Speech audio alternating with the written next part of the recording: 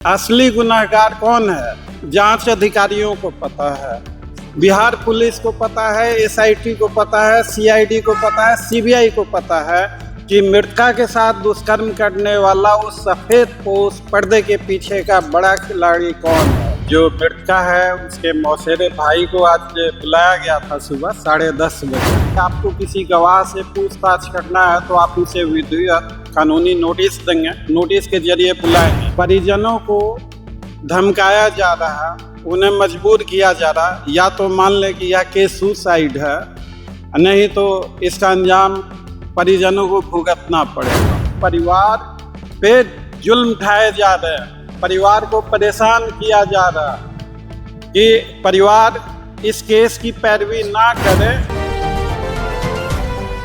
पटना के Shambhu girls hostel में रहकर नीट की तैयारी कर रही जहानाबाद की छात्रा के साथ दुष्कर्म मौत मामला को काफी लंबा समय हो गया है, लेकिन अभी तक सीबीआई किसी ठोस नतीजे पर नहीं पहुंची है। लगातार सीबीआई की टीम छात्रा के परिजनों से ही पूछताछ कर रही है। इसी कड़ी में कल सीबीआई की टीम ने छात्रा के मौसेरे भाई को बुलाया और उससे 9 घंटे तक पूछताछ की। इससे पहले छात्रा के मामा से पूछताछ की थी, वहीं कल छात्रा के मौसेरे भाई से जो है 9 घंटे तक पूछताछ की, 9 घंटे तक अपने कार्यालय में रखा। इसके बाद जो है उसे प्रभात मेमोरियल हॉस्पिटल लेकर गई और इसके साथ ही छात्रा के जो मौसेरे भाई है उसे डीएनए टेस्ट देने को भी कहा, लेकिन उसने इनकार कर दिया।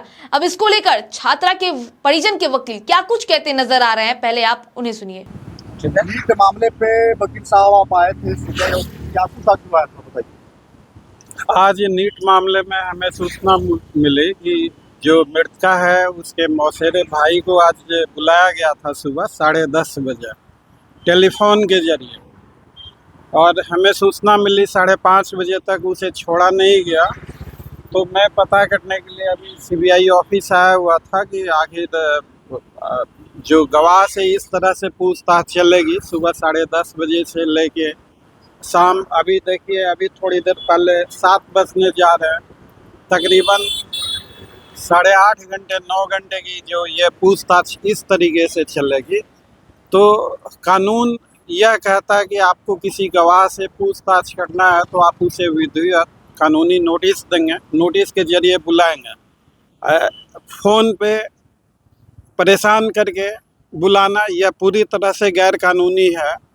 परिजनों को धमकाया जा रहा, उन्हें मजबूर किया जा रहा, या तो मान ले कि यह केस सुसाइड है, नहीं तो इसका अंजाम परिजनों को भुगतना पड़ेगा। तो यह सरासर गैर कानूनी है, कानून की कोई परवाह नहीं है उनको। यह केस ऐसा नहीं है कि रहस्य है। असली गुनहगार कौन है? जांच अधिकारियों को पता है, बिहार पुलिस को पता है, एसआईटी को पता है, सीआईडी को पता है, सीबीआई को पता है कि मृतका के साथ दुष्कर्म करने वाला उस सफ़ेद पोश पर्दे के पीछे का बड़ा खिलाड़ी कौन है, उसको भी पता है। सीबीआई वालों को पता है, मनीष रंजन को पता है, हॉस्टल के सारे कर्मचारियों को पता है, उन तमाम डॉक्टरों को पता है जिन्होंने मृतका का इलाज किया।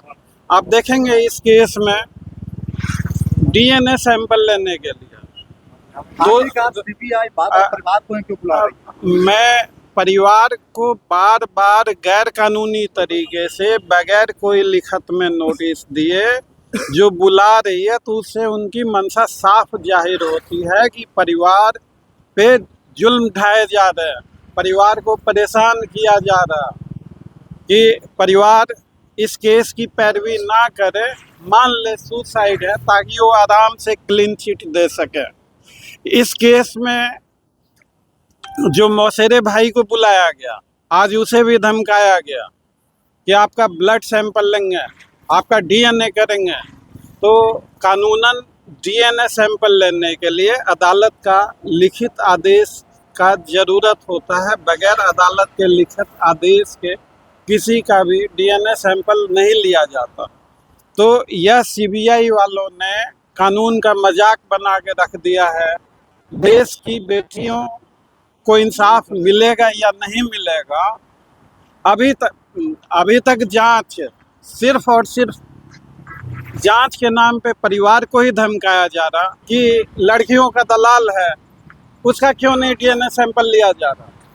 तो जांच जहां होनी चाहिए जांच वहां नहीं हो रही, जानबूझकर परिवार के लोगों को परेशान किया जा रहा। जब मर्जी फ़ोन कर दीजिए, आ जाइए, घंटों।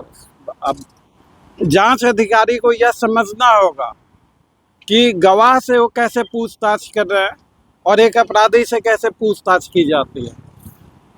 तो जब लोगों को इस तरह से मजबूर किया जाएगा, और मैं आपको बता दूं, प्रभात हॉस्पिटल की एक नर्स थी रितु, उसे भी 8 घंटे डिटेन किया गया। उसने मीडिया में ऑन कैमरा बयान दिया है कि जब मरीज मृतका प्रभात हॉस्पिटल पहुंची तो उसके पहुंचने से पहले हर किसी को पता था कि एक रेप केस आ रहा।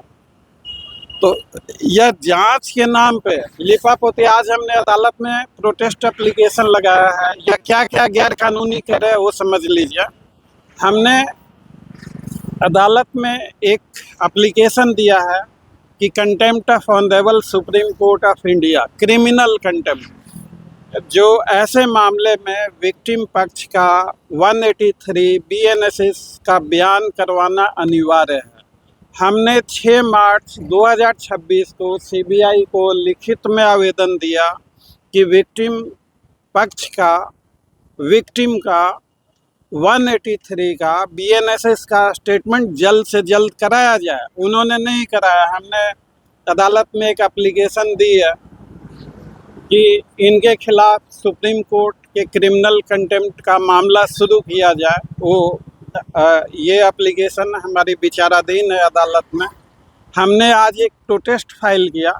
इसमें सबसे पहले पटना हाई कोर्ट में एक रिट फाइल हुआ था, तो उस रिट में पटना हाई कोर्ट ने कहा था कि जांच CBI के हवाले हो गई है।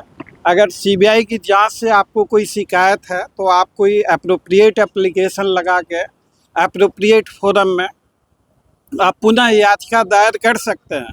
तो उसी ऑनरेबल हाई कोर्ट के आदेश का हवाला देते हुए आज हमने पॉक्सो कोर्ट में एक प्रोटेस्ट एप्लीकेशन दाखिल किया है, और उसमें जांच के नाम पे जो मनमानी हुई है वो सारी चीज़ों को लिखा है।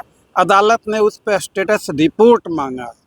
उसकी अगली सुनवाई बहुत जल्दी होने वाली है। अभी मुझे याद नहीं आ रहा है कौन सी तारीख लगी है, कल सुबह तक मुझे पता लग जाएगा। तो सुना आपने वकील ने क्या कुछ कहा। उन्होंने साफ तौर पर कहा कि ये सब चीज करके जो है CBI की जो टीम है वो छात्रा के परिजनों पर ही दबाव बनाने की कोशिश कर रही है कि परिजन मान ले कि छात्रा ने सुसाइड ही किया है। इसके साथ ही उन्होंने इस पूरे मामले को लेकर क्या कुछ कहा आपने सुना होगा। बहरहाल आपकी इस घर पर क्या राय है हमें कमेंट करके जरूर बताएं। वीडियो को लाइक करें, चैनल को सब्सक्राइब करें। ऐसी तमाम खबरों के लिए देखते रहे स्वराज पोस्ट।